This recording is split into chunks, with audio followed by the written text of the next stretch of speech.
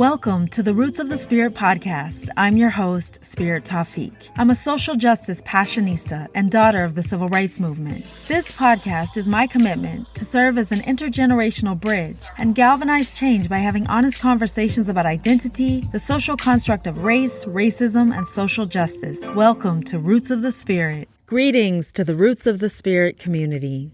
If you're a regular listener, I appreciate your continued support, encouragement, and helping to grow the community. I consider it very generous of you to take time to give your honest thoughts and feedback, to share the podcast, grow the conversation, and contribute to the positive ripple effect of change. If you're new to the podcast, welcome and thank you for joining us and taking the step of learning from personal stories and experiences and having the courage to engage in honest conversations about history, identity, race, racism, and social justice.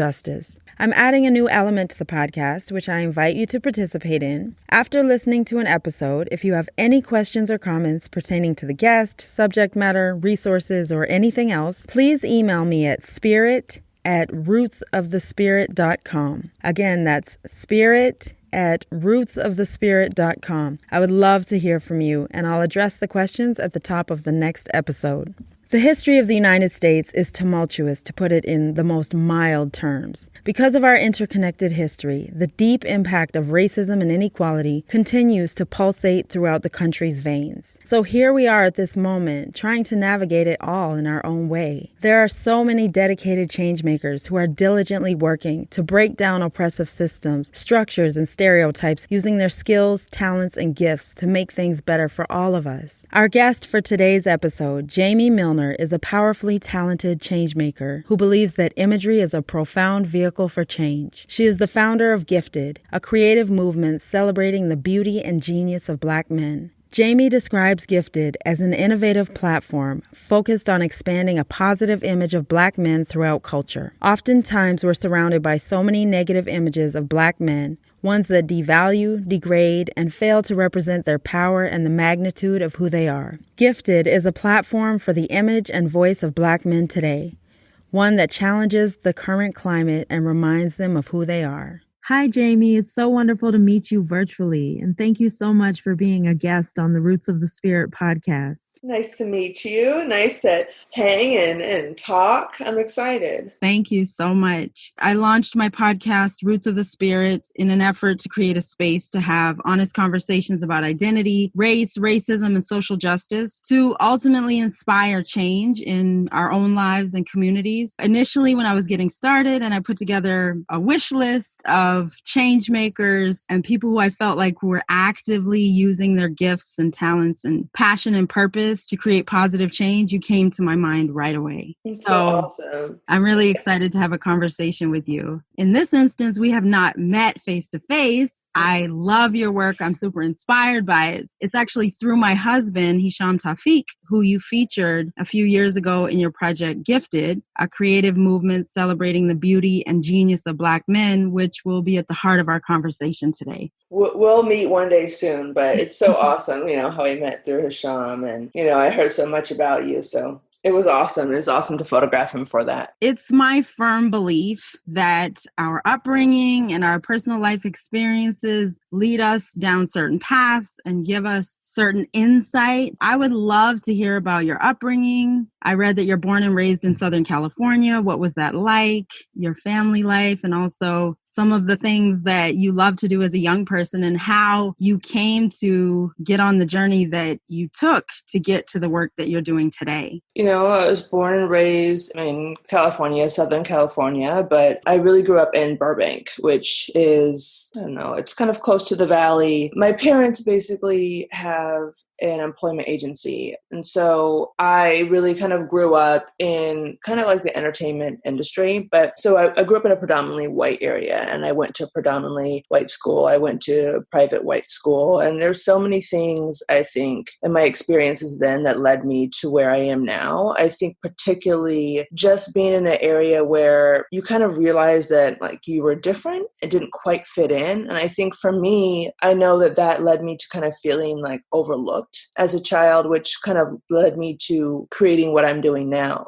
Gifted is about celebrating the gifts of Black men. And I feel like often they're just overlooked and not seen for who they are. And I feel like I knew the truth of Black men through my father, through my brother, but it seemed that what I believed was very different from what the majority believed about them. And so growing up in an area where I felt kind of overlooked my whole life directly applied to the work that I'm doing and combating that and letting other people know that, I see you, you're important, you matter. I guess to get into like the little fun parts of it, I wasn't always like super artistic. I didn't really grow up around a lot of creative kids, but at the same time, I used to ride horses when I was younger. So it's just like a cool little side fact and little like fun thing about me is that I went to a camp when I was 6, a horse camp, and I just wanted to stay there. So horses kind of protected me, I guess, in this interesting way from like the world outside. I just like had fun. It was like a deeper connection. It was like fulfilling. So, that kind of just allowed me to have fun as I was younger and kind of not be so much wrapped up into the white world that I was in and who's dating who and normal things that go on with teenage years. But that's kind of like the gist of my upbringing. So interesting. You mentioned horses. I'm on a journey, like a mental health journey, looking at intergenerational trauma and how it manifests itself and also different techniques and avenues that people can go down in terms of enhancing mental health. I've read about the therapeutic nature of the human-horse relationship. So I find that really interesting that you mentioned that. It's really amazing. Like the other day, I was really thinking about what that did for me. And it's just like, I think we all, I'm a person like I really love connection. And that's even why like I do what I do. But being connected with humans is one thing. But then being connected with like animals, particularly like a big animal like that you have to get on and trust and like have a relationship with, like that's a really interesting connection,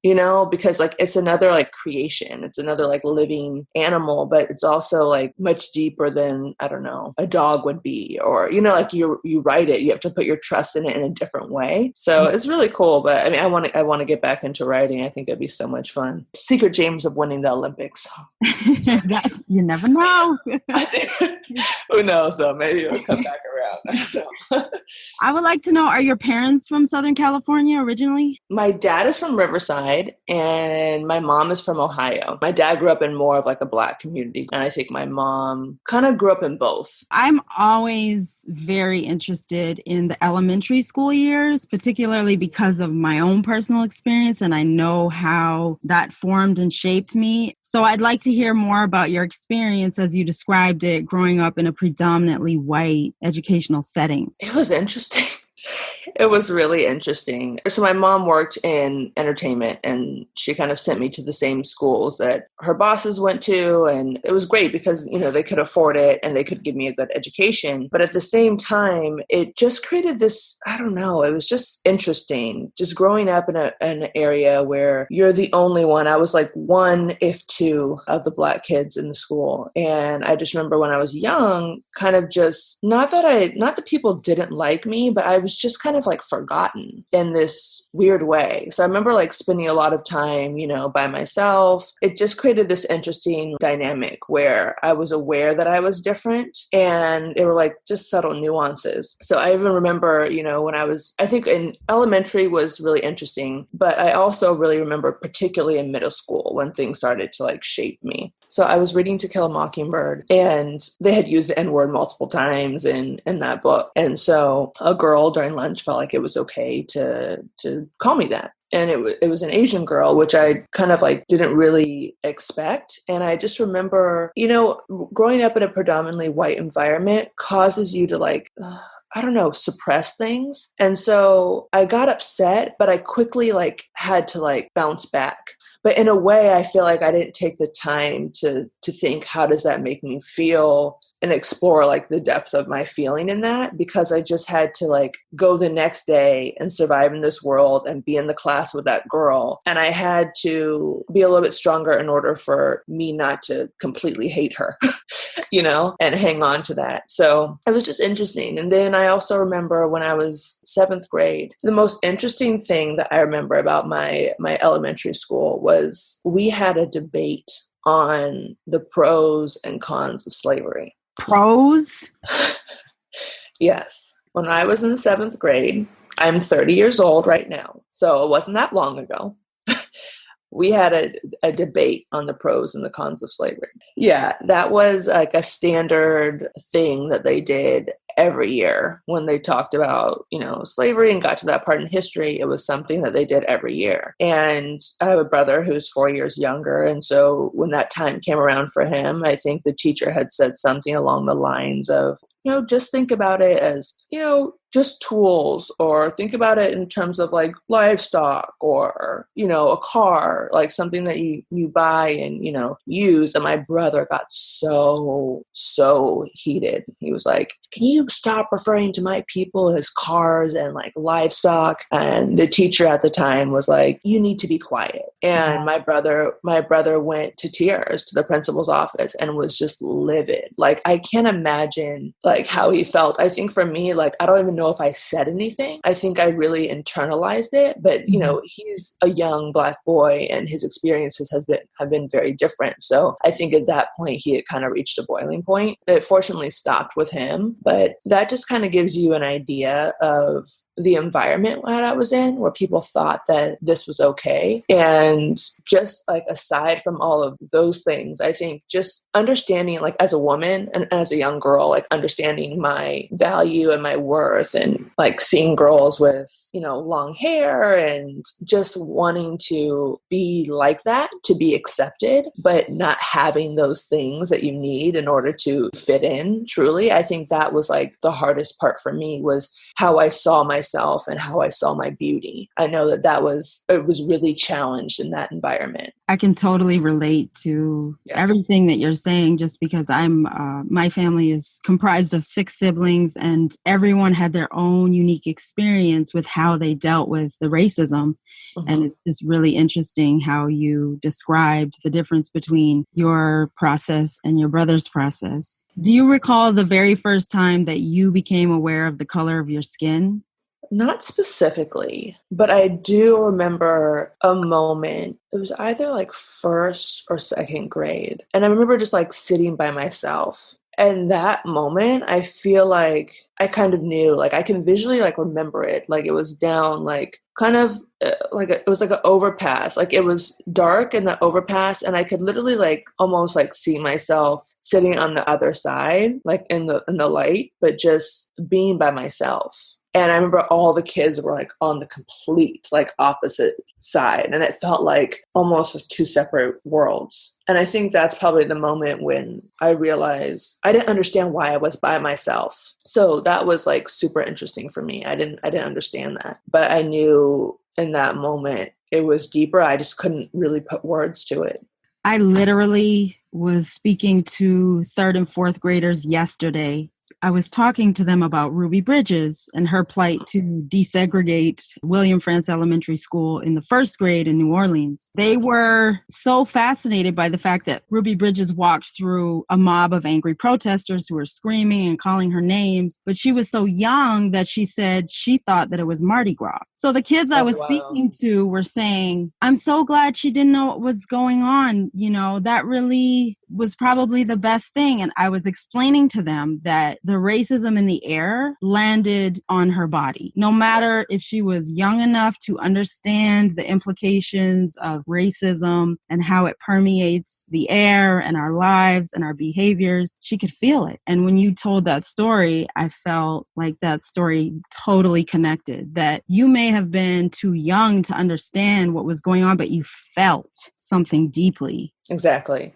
I think that for me, it's always been like, I'm a huge feeler. Like I'm very just like in tune with things, how I feel with my emotion. Like almost, I think I felt bad. I consider it to be like a weakness, but it's really like one of my greatest strengths. But I definitely feel, and I felt the effects of being there, of just knowing. It's weird because like I think as a child, and definitely like as I got older, like I know how powerful I am, but you have like a world around you that you're just kind of like, you're confused. You're like, why are people like interacting with me like this? Why do I feel like invisible? Why, and I think that it's just like a knowing that like something is something is off. But I think it's important to like keep that knowing that you have of like your power and your worth. And I really do believe that like that kids and people in general, like deep down within, there's like a part of them that they could grasp onto that is strong. But so many times I feel like the world challenges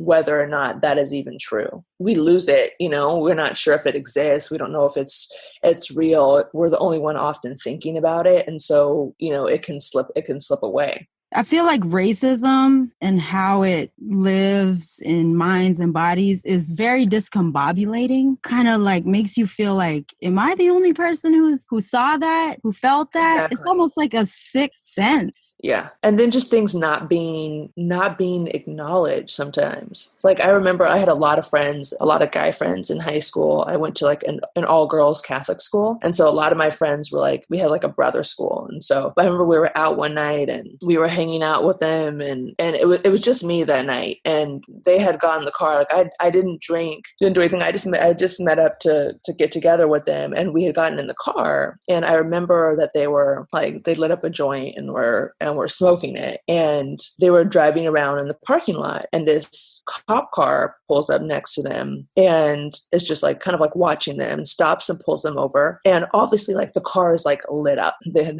been smoking so much. And the officer comes up to the car and he said something like, are you all white or are there any black boys in here? And I was sitting in the car, right? And in that moment, you're in a bad situation. And I was quiet. And so the officer's like, you know, have you boys been smoking today? They're like, oh no, officer. Obviously they are. And he's like, all right. He's like, there's just a car that matched this description, you know, and walked away. And literally no one else in that car even heard him whisper that to the driver, but I was right behind him. And after my friend, like he acknowledged it and said something and mentioned that he was just like terrified in that moment and didn't want to get caught. But I was just like, wow, it's just interesting how in that moment, that was something that was so like upsetting to me. I still wasn't able to say anything about that. In that moment, I had to like keep my mouth shut and like not say anything, but living with that internally and like understanding like what that means and how wrong that is. And sometimes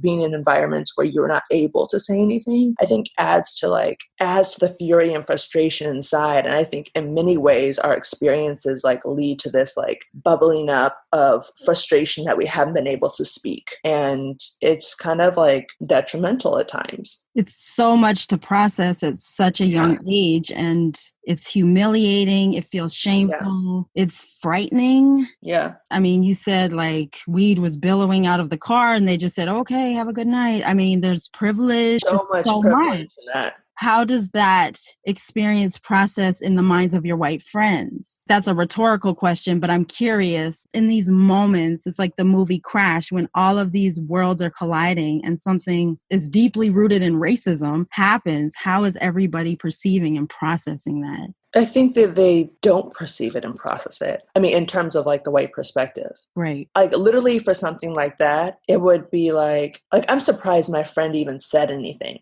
after he left. Like, I'm really surprised that he even told the rest of the car what he said. In most situations, I think that they would just say nothing. Like, it's just that silence that is awful. And that you're just like, that's wrong. You might be having like 500 thoughts and feelings surging through your body. Yeah. Almost doesn't faze them. Yeah. It's a lot to process. And I often say, like, with my photography, I love exploring vulnerability. And I think that often we as Black people don't have, like, vulnerability is a gift. Like, it really is. To sit down and to be able to, like, let everything out that you're holding on to, and it requires a breakdown. And, like, we often don't have time for that breakdown. And I think the things that we're carrying are so heavy that, like, if I have time to break down, like, that's going to be like a whole process. And I'm afraid that all the stuff that I'm carrying, like, I might be crushed underneath it. It's so interesting, like, how we process it. And we just often just take things and push them to the side in order to deal with it, especially when it comes to dealing with, like, subtle racism. them, because you have to live in that world. And in order for me to go in that world and like be successful, I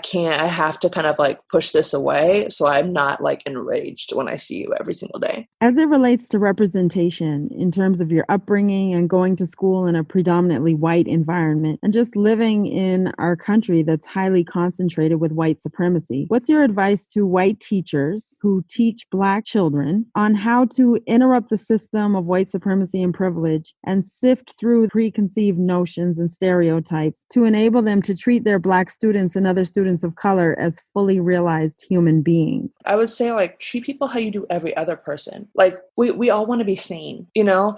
And I think a lot of the times, I think in school settings, it's like the fact that teachers act like they don't see them or they're a problem. But it's like, actually care, actually see them, actually ask what's going on, you know, but not to make assumptions. Like you don't know. Like you've been told things, you've heard things, but you really don't know. So when you engage with someone, engage with them like as a discovery, as like you're actually like trying to get to the heart of who they are and that there's something good there. Like, I think that's inherently like the issue is that they assume like there's something bad or they already know it or they already understand them. But to understand like the heart of a child, the heart of young Black men is important. And I just think people need to actually care. If you actually care and are actually curious, it changes the way you engage with them. I totally hear you. So let's talk about Gifted. Can you please take me on the journey of its origins and how you came to produce this absolutely stunning and powerful and profound work? Thank you. I mean, I think it started when I went to USC in Southern California. I had taken a class on, I think it was a race, gender, and sexuality course. It kind of just opened my eyes to, you know, how media is produced and the stories that it tells. And I was like, I just remember I had a moment where I was like, wait a minute, you depicted me like this? Like I bought into this? It was just very eye-opening. But I think at that same time, I had a friend of mine who I met at USC, and we just had like a really great like friendship. He was a man who kind of like really kind of showed me his heart. And I think it kind of sparked like subconsciously like this desire to know like the heart of other Black men, just the men around me. Like what were their fears? What were their dreams? What were their hopes? I think for me, I was an artist like on my journey, and I knew what I wanted to say through my work. And so I really wanted to know, like, what do you want to say as a Black man? Like, what is it that you want to say? Like, what's important to you? What matters to you? Mm-hmm. And I think for me, I was like in a space where I was kind of like finding out who I was. Like at that time, I decided to like grow my hair out natural. And it was just my way of just kind of discovering who I was. You know, I just felt like beautiful in like certain settings and situations. I was like, I want to know like what my real texture is like, who I am, and have the opportunity to like embrace that. And so that kind of, for me, I saw how my outward beauty had been like misconstrued, mm-hmm. and how I had been made to think that it wasn't important and it wasn't beautiful. But I was like, if my like external beauty and value, I had been lied to about it and made to not love it, then how had my internal worth and value kind of been affected? And so, you know, how had like my value to society, my value as a person, my intellect, how had that been misconstrued for people to like misrepresent? And how had I like thought about it myself, you know? Mm-hmm. And so thinking about kind of that led me to really kind of showing Black men their value and their worth. And really for me, I literally feel like one day, it's weird because like I don't really remember, like I've been carrying this for so long and I decided to do this project. I just woke up one day and I just had this extreme desire to photograph the men around me. And it was literally so annoying that I started shooting. And I just did it to get rid of that annoying kind of like panicky feeling that I had to like shoot. Were you into photography prior to that? I was. So let me go back. I learned photography when I was in high school. Then I just had shot. I did like a lot of like just kind of fashion stuff with my friends, but I loved the idea that I could create a world. Mm-hmm. You know, like photography is like, imagery is so powerful. Like you have an image in your mind, you're able to create it, and then people interact with that image. And it's so powerful because the way that I see people when I photograph someone, like what I love about it is like seeing like their soul and like their heart and who they are. Often when I look through the camera, like I can see like insecurities, I can see their fears, I can like see it and feel it like in their body. But I have the opportunity to shoot them and photograph them from my perspective.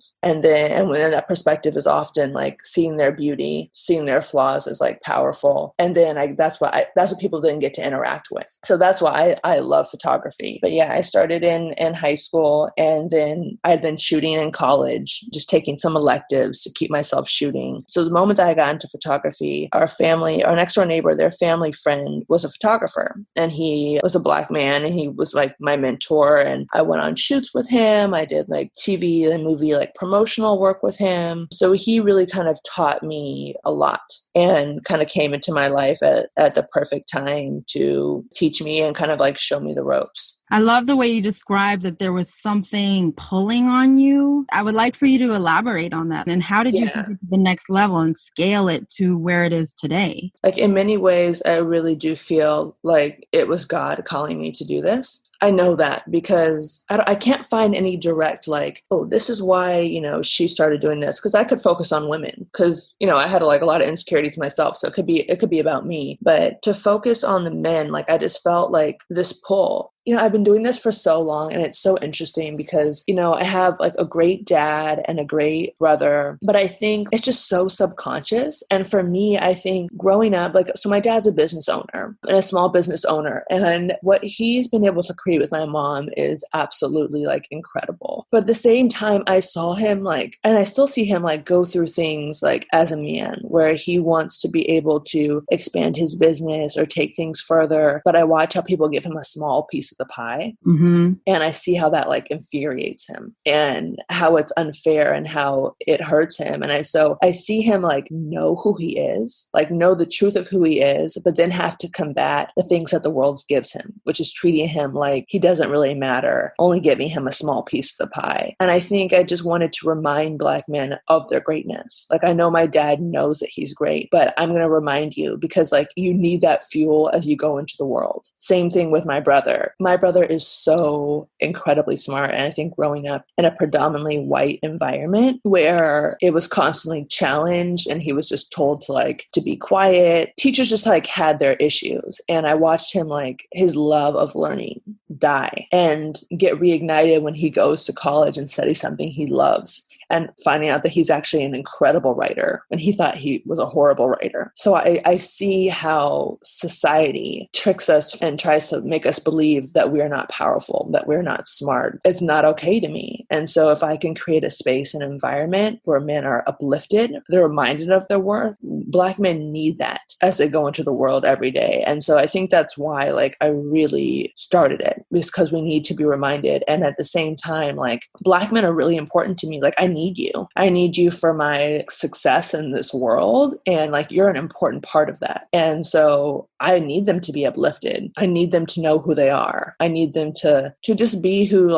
God created them to be. There was a man who went to our church and he was a great guitarist. He had played with Shaka Khan and Stevie Wonder and was just an incredible musician. And so I photographed him. And then I went to book launch with my mom a few weekends later. The first Black French hornist to get hired by a major U.S. orchestra was sitting at our table. Wow. And so it kind of became this then they would recommend other people. Or I remember there was an agent at WME, which is this agency out here that I just cold emailed, and he responded and loved what I was doing. But it was just interesting, all these people kind of just came into my life and referred other men. So as much as it's about me celebrating these men, it's also this web of them celebrating themselves. It's all interconnected. It's magnetic, and your energy is so true. And I think that probably resonates so much. And then also the message is so powerful because we are riddled with negative stereotypes and racist imagery every time you turn on the TV, open up a magazine of Black men. And so this is interrupting that narrative. So refreshing, and can only imagine how good that feels to be featured in that light. I mean, it feels amazing to sit down and spend time with these men. Like I have learned just so much, but often like we're, like you said, like we're surrounded by all these negative images. And while there's so much negative, we're also like powerful. I think it's important to engage with that. And I think often we don't. Yes, there's all these negative things, but there's also like profound beauty, our humanity. Like, let's engage with that. The heart is like so important to me. It's like, what do you care about? What matter? Like, what are you dealing with? Like, what are you carrying? I think for me, I want to create a place where Black men can have a dialogue about their pain. They can set it down, but they can also at that same time, in that same moment, like pick up their power and be empowered in who they are, and look around and see all these incredible men that have done great things and can be inspired by that. Pick up that power, pick up the hope that you see, the joy that you see, and like run with that. There's such a wide range of men and experience. Artists, actors, entrepreneurs, filmmakers, designers, musicians. Yeah. So I think, it really first started with the first guy that I photographed was a musician. I photographed like a lot of jazz musicians. I have a lot of friends that are jazz musicians. But, also at the same time, I think it kind of started with the creativity and the arts. And then an agent at WME, he's actually a really great man who started this company called Macro Ventures. His name's Charles King. They did Fences, a lot of just like really other amazing films. But he connected me with some men who were kind of more like in the political space, and some men who also were in finance and entrepreneurs. And so I got to photograph them. And that was just like amazing, going from like the creative side to the more business side. And I think that really like is something that I was super excited about, because I love creativity, but I also like love business. And I'm also down for like making your business and your craft working for you and monetizing it. So it was just interesting to see the two different sides and how like creative and business like need to go hand in hand, but also just like looking at the men from the creative side to the business side, what pushed them and drive them and motivate them. So it was just interesting. It just naturally kind of branched out to really being just all different types of men. To me, I didn't care about so much, like I wasn't concerned about just being artists or just being businessmen. I just wanted to know what is the heart of these men and like what they had to say. So in Gifted, I asked every man the same 5 questions. I started that because I wanted to find common thought amongst these men. Mm-hmm. Because I feel like so many times we have all these different thoughts to ourselves, but we don't always like talk about them. So I was like, what are the common thoughts? Like, what are their beliefs about themselves? And like, let's take those beliefs and like magnify them. What are the 5 questions that you ask the men? So the 5 questions are, who are you? And so many men have done like amazing things. I said, who are you? Like, what have you done in your career? But who are you outside of your career? Just like, who are you as like a man, as a person? What do you care about? The second question is, what do you believe is like one of the myths and the truths of Black men? There's multiple myths and truths. So I have them, name one of each. I asked them, what do you think about kind of like the state of Black men today? And what would you like to see change? So it's their thoughts on how they want to see themselves and the world progress. The fourth question is, what do you feel like you need as a Black man in order to succeed? Is it love? Is it family support? It's really the question of like, what's missing? And then the fifth question is how they feel Black women aid in the overall progression of Black men and Black culture at large. Because I feel like there's like a real disconnect kind of between, I think, sometimes Black men and Black women, but I think that we really need each other. And so that question kind of allows for a space to talk about that. Are there any experiences in particular that stand out in the process of inviting one of the men to the studio or going to them in their own environment and just how it unfolds? Can you take me into the studio a tad bit or into their environment? Yeah. I will start with like the first guy I think I photographed is probably the one that I remember vividly the most. I just remember going to his home, and his name's Phil Upchurch. He's a guitarist. He has the most beautiful spirit, and he's just like a child at heart.